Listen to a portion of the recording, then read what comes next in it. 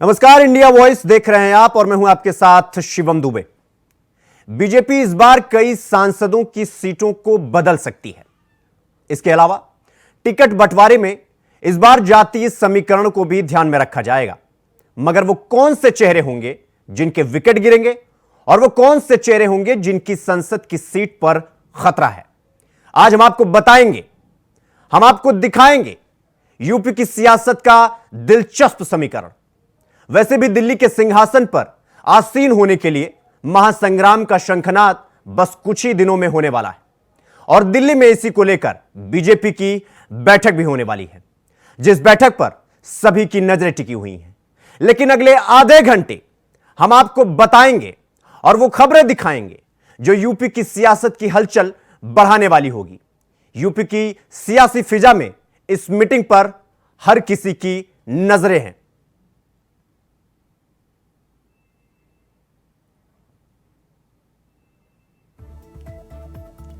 सवाल यह है कि क्या 2019 के चुनावी दंगल में जहां बीजेपी हार गई थी, वहां क्या इस 24 के रण में बीजेपी उन प्रत्याशियों को दोबारा मौका देगी या फिर इस बार कोई फेरबदल किया जाएगा? इसका जवाब तो आने वाला वक्त ही बताएगा। लेकिन उससे पहले चलिए हम आपको यूपी की उन 14 सीटों के बारे में बताते हैं जहां बीजेपी हार गई थी। 2019 में बीजेपी जहां हारी थी, नगीना यशवंत सिंह वहां से चुनाव लड़े थे। इसके बाद सीट मुरादाबाद से कुंवर सर्वेश कुमार सिंह ने चुनाव लड़ा था और वो हार गए थे। मुरादाबाद सीट से सुशांत सिंह ने चुनाव लड़ा था और उन्हें भी हार का सामना करना पड़ा था। परमेश्वर लाल सैनी संभल से चुनाव लड़े और उन्हें भी हार का सामना करना पड़ा। ये वो सीटें हैं जहां पर बीजेपी 2019 में जीतने से चूक गई थी और उसे हार का सामना करना पड़ा था। अनिल सिंह अमरोहा से इन्होंने चुनाव लड़ा था 2019 में और इन्हें भी हार का सामना करना पड़ा था। देवेंद्र नाथ पाल अमरोहा से बीजेपी ने इन्हें उतारा था और इन्हें भी हार का सामना करना पड़ा था। और ये वो सीटें हैं जो हम आपको बता रहे हैं जहां पर बीजेपी 2019 लोकसभा चुनाव में हारी थी। दिनेश प्रताप सिंह, जो इस वक्त आप अपने टीवी स्क्रीन पर देख रहे हैं, रायबरेली से उन्होंने चुनाव लड़ा था और इन्हें भी हार का सामना करना पड़ा था। अदिति सिंह रायबरेली से इन्होंने चुनाव लड़ा था और ये हार गई थी। मुकुट बिहारी वर्मा एक नाम और है, अंबेडकर नगर से इन्होंने चुनाव लड़ा था। दद्दन मिश्रा श्रावस्ती से इन्होंने चुनाव लड़ा और इन्हें भी हार का सामना करना पड़ा। नीलम सोलकर लालगंज से इन्होंने चुनाव लड़ा था। हरिनारायण राजभर घोसी से। ये वो सीटें हम आपको बता रहे हैं जो बीजेपी 2019 में अपने हाथों से गंवा दी थी और उनके प्रत्याशियों को हार का सामना करना पड़ा था। मनोज सिन्हा गाजीपुर से इन्होंने अपना दम भरा था, लेकिन इन्हें भी 2019 के चुनाव में, लोकसभा चुनाव में, इन्हें हार का सामना करना पड़ा था। कृष्ण प्रताप सिंह जौनपुर की वो सीट जो ये जीतने में असफल हुए। जनरल वीके सिंह गाजियाबाद से इन्होंने चुनाव लड़ा था और इन्हें भी हार का सामना करना पड़ा था।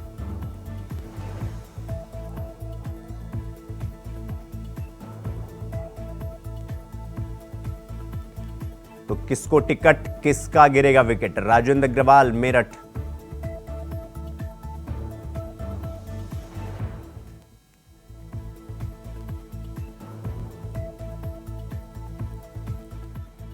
तो इस खबर पर हमारे साथ हमारे संवाददाता सादिक खान हमारे साथ जुड़ गए हैं। सादिक, ये जो बीजेपी की बैठक होने वाली थी, ये बैठक 6 बजे होनी थी, लेकिन अभी तक बैठक नहीं हुई। तो अभी बैठक कितने बजे होगी और क्या कुछ खास होने वाला है इस बैठक में? बिल्कुल शिवम, ये बैठक 6 बजे का समय निर्धारित था, लेकिन अब नेताओं के पहुंचने का सिलसिला यहाँ जारी हुआ है। पूरी तरह से अब नेताओं ने पार्टी मुख्यालय पर अपना जो है बैठक में पहुंचने का सिलसिला यहाँ जारी है। अभी नेता वारी करके वहां पहुंच रहे हैं, लेकिन 6 बजे का समय निर्धारित था, लेकिन अब माना जा रहा है कि बैठक 7 बजे तक इस बैठक शुरू होगी, जिसमें देश के प्रधानमंत्री नरेंद्र मोदी मौजूद रहेंगे, जेपी नड्डा इस बैठक में मौजूद रहेंगे, केंद्रीय रक्षा मंत्री राजनाथ सिंह और गृह मंत्री अमित शाह भी इस बैठक में मौजूद रहेंगे। खास तौर पर ये जो बैठक है शिवम, ये सबसे महत्वपूर्ण बैठक इसलिए मानी जा रही है कि केंद्रीय चुनाव समिति की ये बैठक है, जिसमें लगभग आज 120 नामों पर मोहर लगने जा रही है। जी शिवम।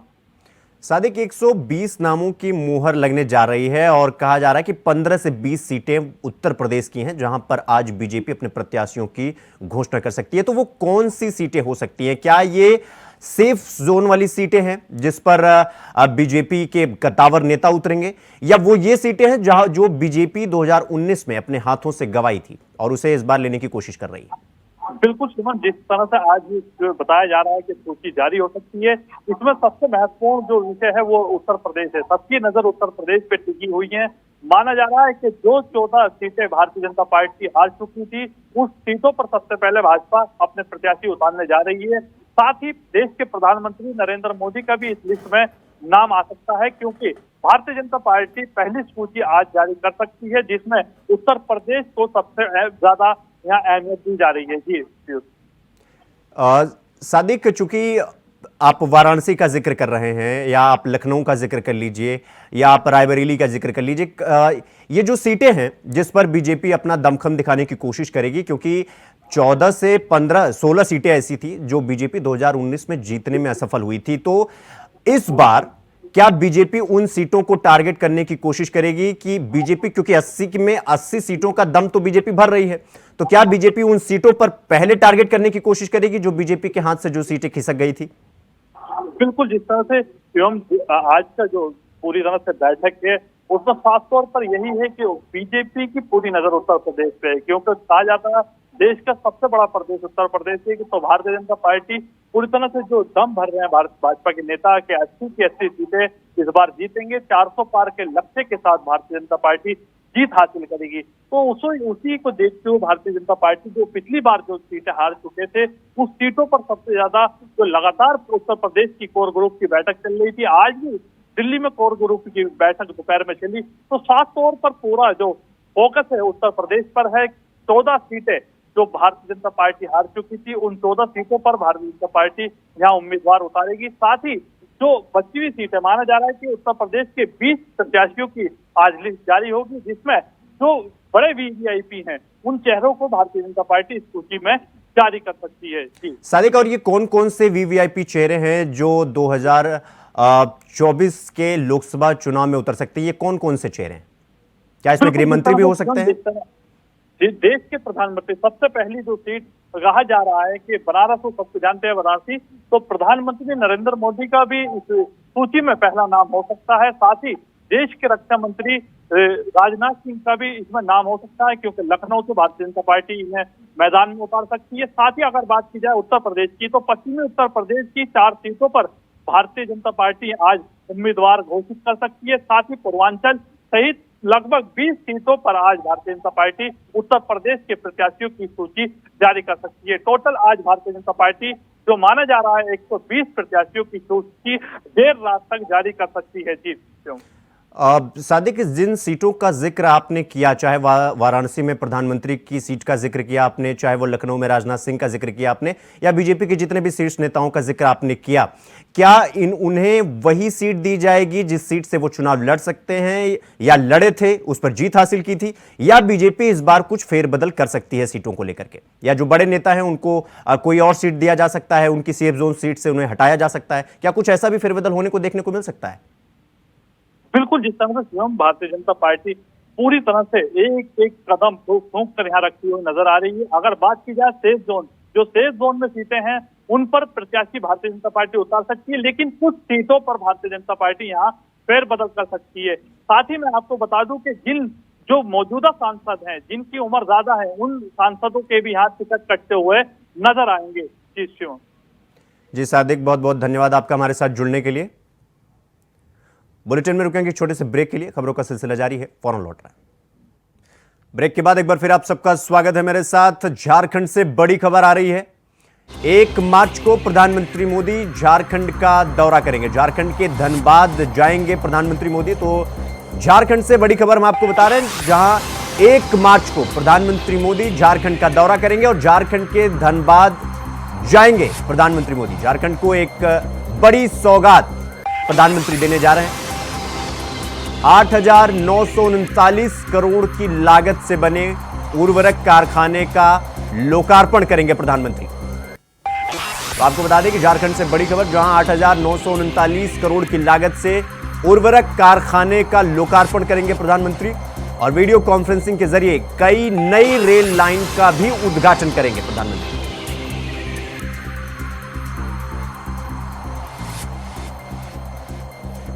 इस खबर पर हमारे संवाददाता अजय कुमार हमारे साथ जुड़े हुए हैं। अजय, प्रधानमंत्री झारखंड के धनबाद पहुंच रहे हैं, उसको लेकर के क्या कुछ तैयारी की गई है? बिल्कुल, कल झारखंड के लिए एक बहुत महत्वपूर्ण दिन है और झारखंड में कई एक साथ 12 से अधिक योजनाएं जो है झारखंड को देंगे। और उसमें सबसे बड़ी बात यह है कि झारखंड की जो उर्वरक नगरी है सिंदरी, और जो झारखंड उर्वरक रसायन लिमिटेड है जो है वो 200 करोड़ रुपए की अनुमति लागत से ये दोनों नैनो यूरिया का संयंत्र का स्थापित करने का उद्घाटन भी करेंगे। इसके अलावा जो देश का जो पहला कारखाना है FCL जो सिंदरी में जो है उसका भी विधिवत उद्घाटन करेंगे। सबसे बड़ी बात यह है कि 2 मार्च जो है 52 में भारत के सबसे पहले जो प्रधानमंत्री थे जवाहरलाल नेहरू ने, उन्होंने इसका उद्घाटन किया। लेकिन लगातार सरकार और केंद्र सरकार की तमाम चीजों को लिखते हुए वो 2002 में बंद कर दिया गया था। लेकिन इसके लेकर के काफी आंदोलन चलता रहा राज्य में। लेकिन उन्होंने पिछली बार जब प्रधानमंत्री नरेंद्र मोदी आए थे तो उन्होंने कहा था, जो वादा किया था जनता के साथ कि हम अपनी कार्यकाल में इसको पुनः फिर से हम इसको पुनर्जीवित करेंगे, यानी इसको उद्घाटन करेंगे।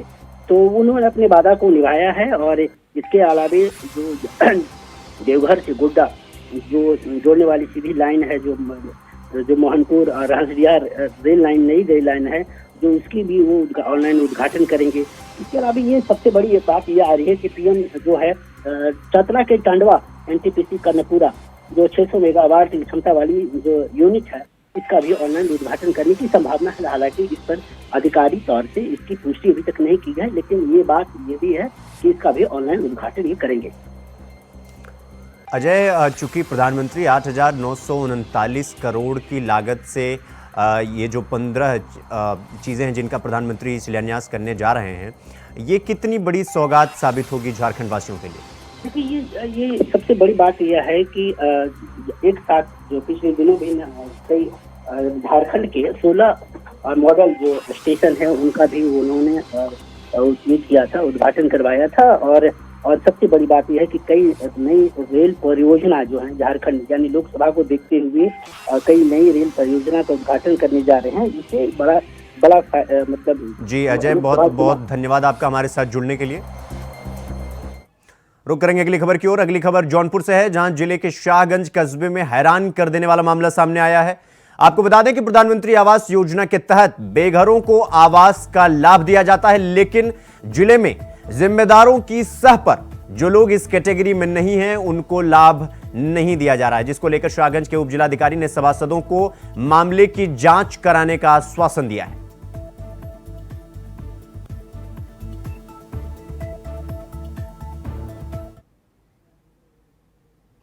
आगामी लोकसभा चुनाव में इंडी गठबंधन में शामिल न होने से नाराज असदुद्दीन ओवैसी की पार्टी AIMIM ने उत्तर प्रदेश की 7 लोकसभा सीटों पर चुनाव लड़ने का ऐलान कर दिया है। ये वो सीटें हैं जो समाजवादी पार्टी का गढ़ कहा जाता है और अखिलेश यादव का परिवार यहां से मैदान में है। ओवैसी की पार्टी ने इंडी गठबंधन पर सौतेला व्यवहार लगाते हुए प्रत्याशी उतारने का फैसला किया है। इंडिया गठबंधन के द्वारा जिस तरह लगातार AIMIM के साथ सौतेला व्यवहार किया जा रहा है और हमारे राष्ट्रीय अध्यक्ष जनाब असद ओवैसी साहब से जो नफरत की पराकाष्ठा इंडिया गठबंधन के द्वारा क्रॉस की जा रही है, हम अपने राष्ट्रीय अध्यक्ष से लगातार विचार विमर्श कर रहे हैं। हमारी 3 राउंड की वार्ता हो चुकी है। मजलिस इत्तेहादुल मुस्लिमीन, फिरोज़ाबाद, बदायूं, संभल, मुरादाबाद, अमरोहा, मेरठ और आजमगढ़ हम अपने कैंडिडेट 2024 लोकसभा में इतनी सीटों को उतारने पर विचार कर रहे हैं।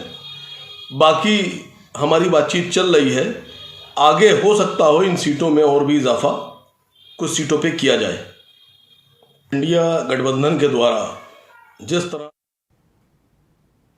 खबर सुल्तानपुर से है, जहां कलश यात्रा के दौरान डीजे पलट गया, जिसमें एक महिला की मौत हो गई और एक युवक गंभीर रूप से घायल हो गया। वहीं महिला की मौत से कोहराम मचा हुआ और ग्रामीण की मदद से गंभीर रूप से घायल युवक को इलाज के लिए अस्पताल में भर्ती कराया गया। सूचना मिलते ही मौके पर पहुंची पुलिस ने शव को कब्जे में लेकर पोस्टमार्टम के लिए भेज दिया। मामला थाना बंदुआ कला के ग्राम मजना के चंदरका पूर्वा गांव का बताया जा रहा है।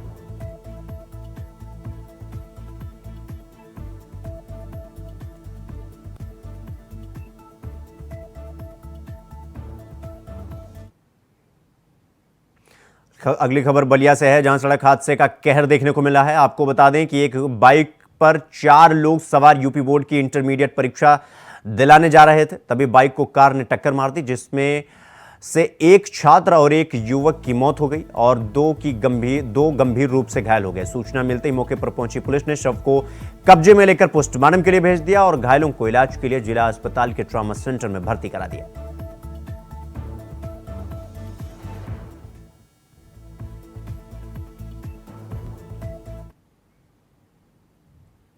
खबर महोबा से है, जहां ऑटो में बैठी सवारियों पर मधुमक्खियों के झुंड ने हमला कर दिया, जिसके बाद ऑटो में सवार एक मासूम के साथ 7 लोग गंभीर रूप से घायल हो गए। तभी स्थानीय लोगों की मदद से घायलों को जिला अस्पताल में भर्ती कराया गया और डॉक्टरों की देखरेख में सभी का इलाज चल रहा है।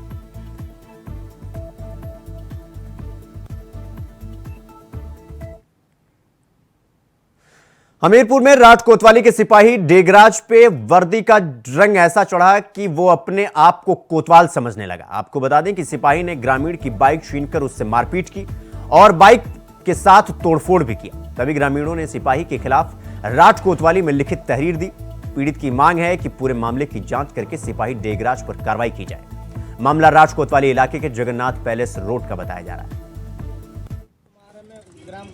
छोटे भाई का पेपर दिलवाने आया था सम्मा शारदा में, तो यहाँ पे जगन्नाथ पैलेस के सामने एक पुलिस वाले और डागा आया, मेरी गाड़ी छुड़ा ली और बोल रहे थे फर्जी उसमें तुझे जेल भेज दूंगा। और सारी गाड़ी दे, ऐसी को गाली गलौज करने लगे, हाथापाई भी हुई, मेरी गाड़ी की चाबी छुड़ा ली, वो ले गए। एक गाड़ी डागा को दे दी, डागा ने वो गाड़ी तोड़ फोड़ कर दी, मेरी गाड़ी थाने ले आए। किसने? सिपाही कौन था? देगराज।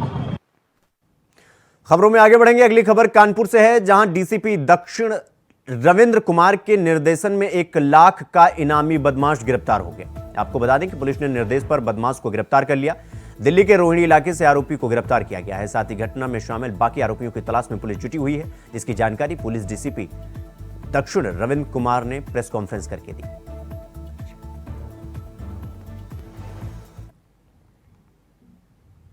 खबर हमीरपुर से है, जहां चोरों ने 3 घरों में चोरी की घटना को अंजाम दिया। आपको बता दें कि चोरों ने होमगार्ड के घर चोरी करते समय परिवार पर हमला कर दिया। वहीं 3 घरों में हुई चोरी से इलाके में हड़कंप मचा हुआ है। साथ ही चोरों की घटना सीसीटीवी में चोरी करते हुए कैद भी हो गई। सूचना मिलते ही मौके पर पहुंची पुलिस मामले की जांच पड़ताल में जुटी हुई है।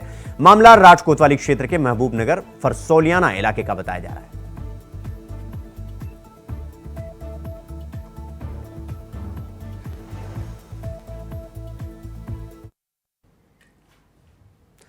अगली खबर देवरिया से है, जहां तालाब के किनारे संदिग्ध परिस्थिति में 9 साल की बच्ची का शव मिला, जिसकी सूचना ग्रामीणों ने पुलिस को दी।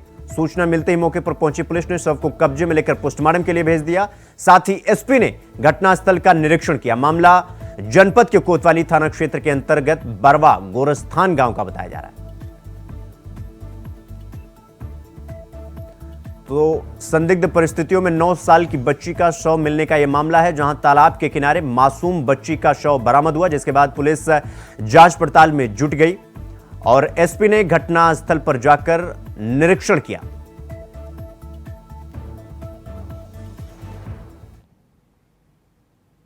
खबर महाराजगंज से है, जहां भारत नेपाल के अंतर्राष्ट्रीय सीमा से रुपयों से भरा बैग के साथ 2 युवकों को गिरफ्तार किया गया है। आपको बता दें कि पुलिस और बदमाशों के बीच मुठभेड़ हुई, जिसके बाद पुलिस ने दोनों बदमाशों को गिरफ्तार कर लिया। साथ ही पुलिस ने बदमाशों के पास से 16 लाख रुपए बरामद किए। इस दौरान पुलिस ने आरोपियों पर मामला दर्ज कर आगे की कार्रवाई शुरू कर दी। पुलिस के हाथ बड़ी सफलता लगी और आरोपी के पास से 16 लाख रुपए बरामद किए गए। आपको बता दें कि आरोपी और पुलिस के बीच में मुठभेड़ हुई, जिस मुठभेड़ में पुलिस ने दोनों बदमाशों को गिरफ्तार कर लिया और पुलिस को बदमाशों के पास से 16 लाख रुपयों से भरा हुआ बैग भी बरामद हुआ है। तो महाराजगंज पुलिस को बड़ी सफलता हाथ लगी, जहां पर मुठभेड़ में 2 बदमाशों को पुलिस ने गिरफ्तार किया है और इन गिरफ्तार आरोपियों के पास से, इन बदमाशों के पास से 16 लाख रुपए पुलिस को कैश के रूप में बरामद हुआ है।